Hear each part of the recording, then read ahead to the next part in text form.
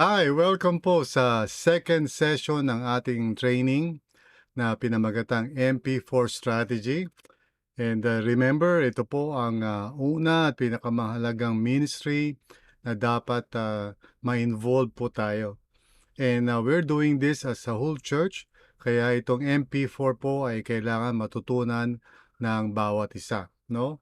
At bilang pag-uumpisa, tayo po ay manalangin. Let's all pray. Lord, tulungan mo kami, Panginoon, upang sa ganon, ayon sa iyong biyaya, ay magkatulong-tulong at magkasama-sama kami sa pagpapatupad nitong MP4 strategy bilang pagsunod namin, Panginoon, sa Great Commission. Tulungan niyo kami, Panginoon, upang ito ay maisakatuparan namin ng mabuti. At Lord, we rely on your power, we rely on your presence para ito ay magawa namin ng mabuti. Maraming salamat o Panginoon sa pangalan ni Jesus.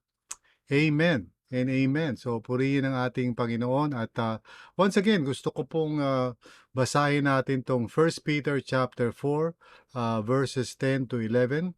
Sabi po rito ni Apostle Paul, each one should use whatever gift he has received to serve others, faithfully administering God's grace in its various forms. At sabi rin niya, if anyone speaks, he should do it as one speaking the very words of God. If anyone serves, he should do it with the strength God provides, so that in all things God may be praised through Jesus Christ.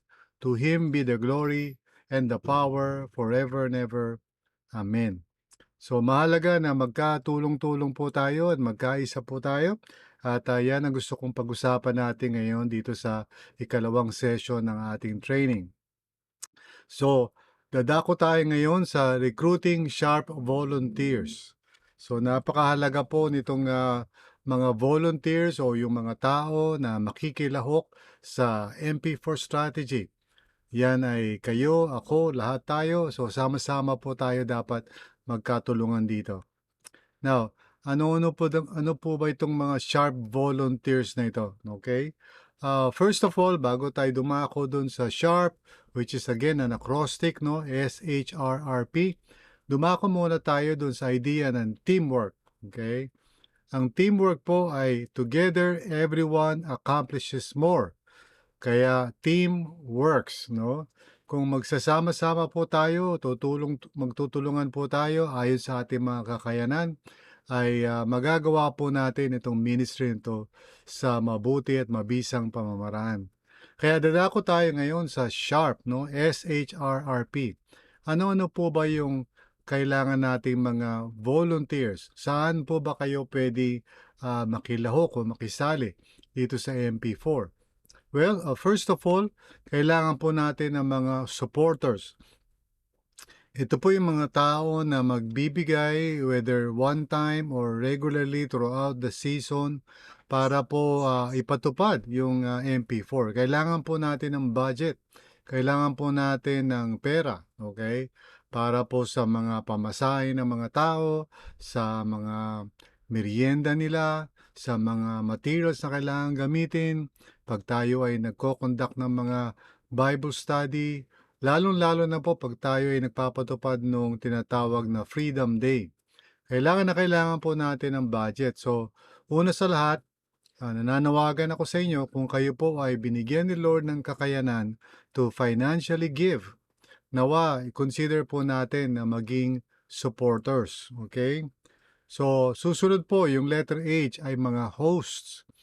Ito po yung mga tao na ginagamit po nila yung impluensya nila para makapag-invite ng mga tao marahil sa lugar nila, sa opisina, sa school o saan man, para makapagpaumpisa ng real life Bible study.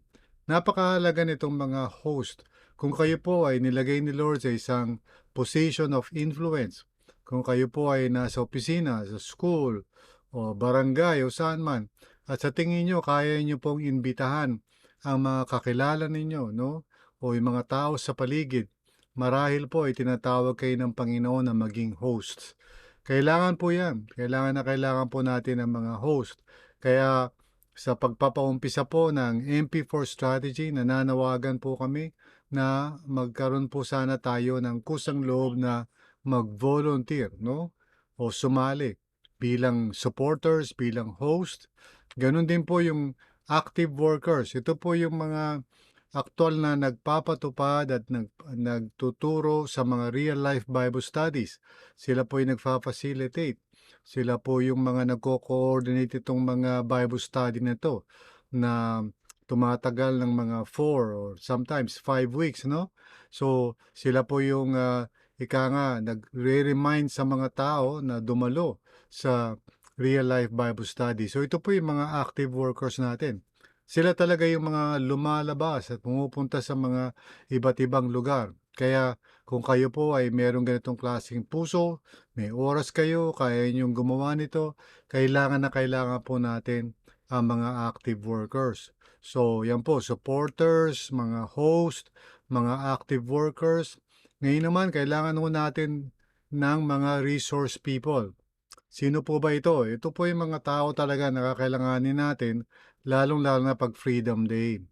Ito po yung mga volunteers natin, no, para sa pagluluto, paghahanda ng venue, paglalagay ng mga silya, yung mga praise team, yung mga tech team, yung mga kailangan po sa pagpapatupad ng Freedom Day. Yung pag-aasikaso ng mga susuotin ng mga iwa-water baptized, kung ano man po yung mga kakailanganin, no? Para po sa pagpapatupad ng Freedom Day. Yan po yung mga resource people. Siyempre, kahit na during the RLBS, kung meron po kayong sasakyan, maaaring pwede kayo maging driver na maghahatid sa mga tao, o naman yung mga pwede nyong gawin to support, no?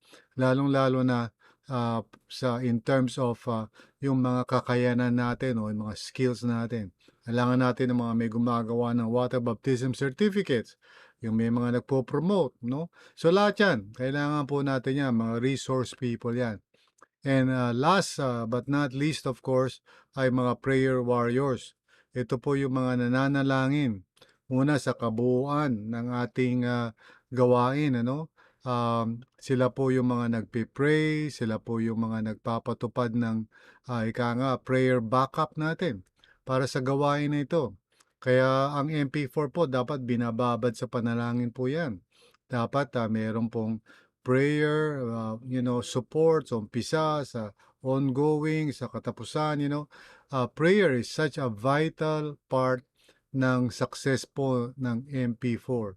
So ito po yung mga volunteers na kailangan natin. Gusto ko po na ipag-pray ninyo ang sarili nyo, idalangin nyo sa Panginoon para gabayan kayo.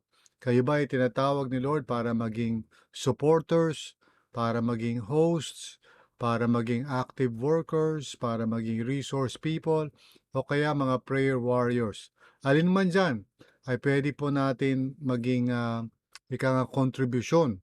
At lahat po tayo makakasali dyan, kahit isa dyan, no? Yung iba nga, baka hindi lang isa. So, ang mahalaga po ay talagang tayo ay magkatulungan, magsama-sama para mapatupad natin ang MP4. So, tandaan natin, together everyone accomplishes more. Yan po ang susi sa MP4 po, no? Sa madaling salita, together everyone accomplishes more. So, huwag natin kalilimutan, team works. Okay? Team works. So, kung tayo po ay magvo-volunteer, iaalay natin ang ating mga resources, ang kakayanan natin, yung time natin, ay magagawa natin tong MP4 na to. Kaya itong MP4 strategy ay pangkalahatang gawain natin as one church. And I want everyone sa RLCC na ito yung maging pangunahing gawain po natin. Bago pa ano pang mga ministry maaaring gagawin natin sa church. Let this be our primary ministry po, una sa lahat. Amen? So tayong manalangin. Lord, maraming salamat po, Father, sa iyong biyaya. Thank you, Lord, na kami ay tinuturuan mo paano magkaisa, magkatulungan para sa gawain ito. Lord, we offer to you our lives, our resources, our energies, everything, Panginoon. Gamitin mo kami, Lord God, for your glory and for the fulfillment, Panginoon, ng iyong kalooban. Salamat po, salamat, Panginoon, sa pangalan ni Jesus. Amen and amen. So, purihin ang Panginoon. Thank you sa inyong pagdalo dito sa session 2. God bless.